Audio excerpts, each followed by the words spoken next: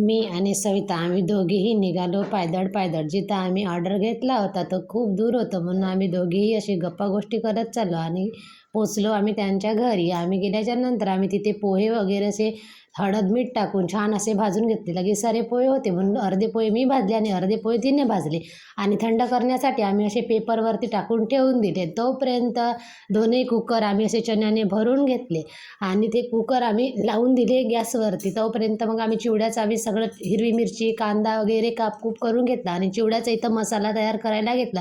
शेंगदाणे डाळ्या सगळं आम्ही कढीपत्ता तळून घेतला, मिरची कांदे तळून घेतले आणि मसाला तयार करून आम्ही पूर्ण पोह्यामध्ये तिखट मीठ वगैरे टाकून छान असा चिवडा बनवून घेतला.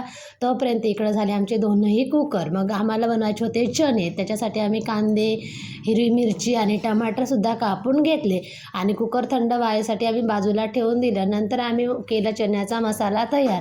बघू शकता किती छान असा कलर आलेला आहे. मग आम्ही त्याच्यामध्ये मेजरमेंटनुसार तिखट मीठ हळद टाकून आम्ही ते चणे शिजवायला घेतले आणि फायनली आमचं पूर्ण तयार झालं. मग आम्ही आलो घरी. घरी आल्याच्यानंतर खूप असा त्रास येत होता म्हणून आम्ही बनवली खिचडी आणि बेसन आणि पोरींना आवडते त्याच्यावरती तिखट मिठाची चटणी, म्हणून त्यांच्यासाठी मी अशी काय तिखट मिठाची चटणी बनवली. चला भेटू दुसऱ्या ब्लॉगमध्ये. तोपर्यंत बाय.